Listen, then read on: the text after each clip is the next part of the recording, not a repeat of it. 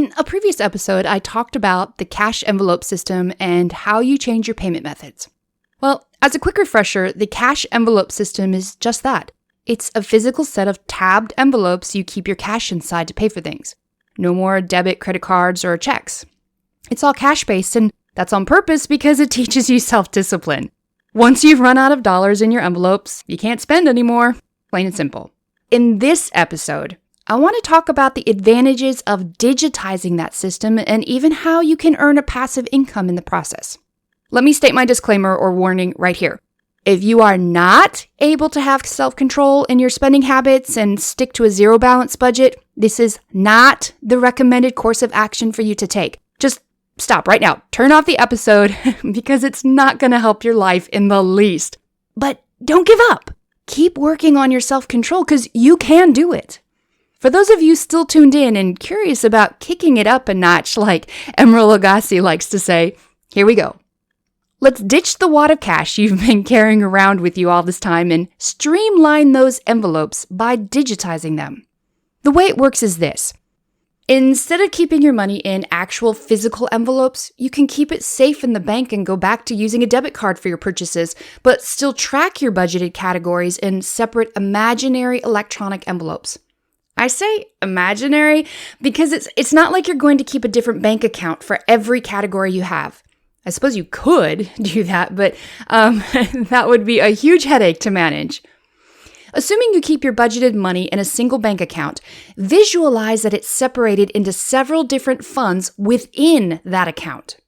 A simple way to do this is by using a different check register for each one. You know the little paper booklets that come with your checkbook? Well, have a check register for every budgeted category represented in your account. Then divide the balances up between them and start tracking every debit transaction or check you write under the appropriate register. Of course, managing a dozen different checkbook registers can sound like a headache all itself. So instead of keeping handwritten registers, you keep electronic versions. Some options would be tabs on Excel spreadsheets or money management software like Quicken. We've personally found a program that really works nicely with the envelope system is called MoneyDance, and we've used it for several years. I'm the one who is not especially gifted with handling these software programs, so for me to say it actually works, that's quite the positive review. Tim's the brainy one in this regard. Another option would be smartphone apps. There are many to choose from. I downloaded one called Expense. It gave me 5 accounts for free unless I wanted to pay $2.99 for the unlimited version. So instead of setting up 5 actual bank accounts and syncing them to a bank, I just named them my budget categories. I really like this one the best out of all the others I looked into because it keeps all of my categories with their totals visible as soon as I open up the app. So at a glance on the home screen, I can see all the categories listed in alphabetical order with their available balances. You can even create subcategories that allow you to identify your expenditures such as dining out, groceries, clothing, school, membership fees, etc. By tagging your expense entries with the subcategories, you get to see a neat little pie chart for each month, helping you track your spending habits. Just like the cash envelope looks like a mini accordion folder with tabs at the top so you can label your categories, I wanted an app that would look the same way. And the Expense app, it really does. I love it.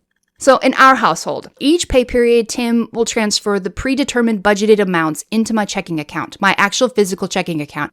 I then enter the totals into my digital envelopes inside my app. I break it all up.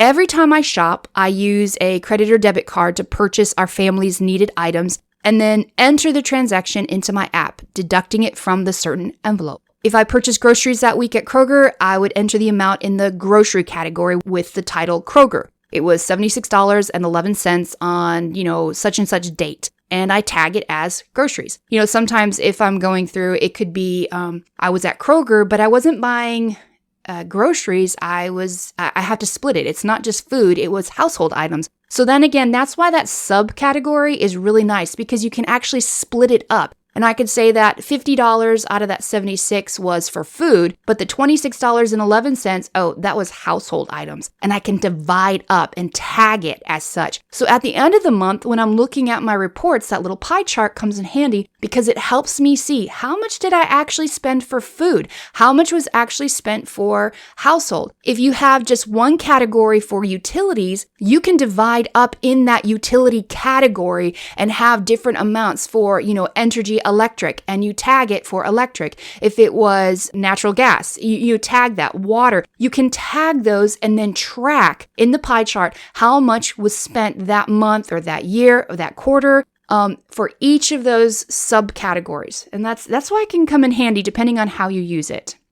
The advantage of keeping the separate ledgers is the same as keeping the separate envelopes. You can constantly see the balance remaining for any given category, which helps you stay within your budget. If you run out of money in that category, sure, you still have money in the checking account. I mean, you're not going to bounce a check or anything, but you're not going to use it because those funds belong to another category. I am not spending money that I don't have in my checking account, just like I couldn't spend money that I didn't have cash in hand, like the physical cash envelope.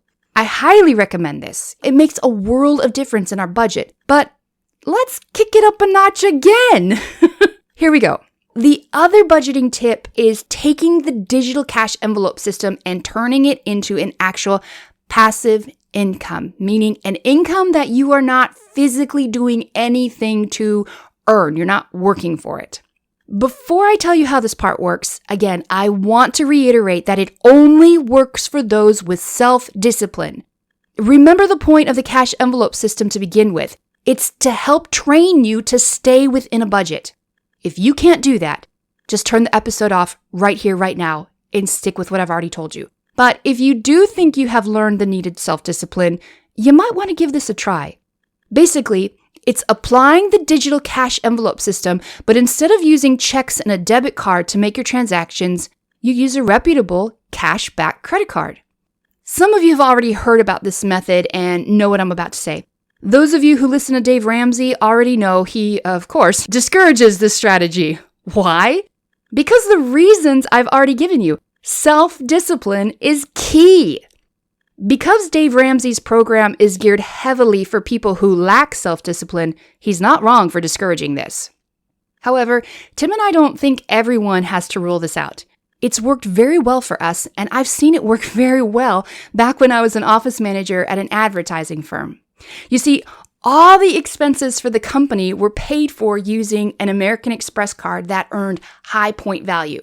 They then take those points and they would use them to purchase airline tickets, car rentals, hotels, restaurants, etc. And not just for one or two people. No, we were talking like close to 30 people. I mean, it would seriously blow your mind at how much money companies save by capitalizing on credit card incentive programs. And folks, the same strategy can work for individuals just as much for businesses. So last time I used an imaginary monthly income of $2,400. That was assuming it was a single income family working a 40-hour week at $15 an hour in the state of Arkansas. Let's say we use the same amount, but out of that, $1,000 is spent on budgeted items using a 2% cashback credit card, only $1,000 out of the $2,400. This means at the end of the year, you will have earned $240 just by using a different payment method. In 5 years, you'll have added $1,200 to your budget by doing nothing other than switching out your form of payment. Simple. I'd say the hardest thing to do is to remember to stay on top of the numbers so that you don't accidentally charge something on the credit card and forget to enter it into the proper category on your app, which means you overspend. That's why it's critical. You must be vigilant on this. Don't forget to set a reminder to pay your credit card the same time every month, and then go through and reconcile your statement with your app to ensure that nothing was missed and you have the appropriate funds inside your checking account to pay off the credit card. So again, the key to making this work is to never have to pay the credit card interest by always paying off the balance each month, allowing the credit card to always pay you, and just stay within your budgeted categories. It truly is that simple. Hey, I hope this episode was a help to you in some way. Like and subscribe to our YouTube or podcast channels to hear more on the topics like this, or just to follow us on our journey. You can learn more about our homestead and what we do at www.thekinnardhomestead.com. Until next time, God bless.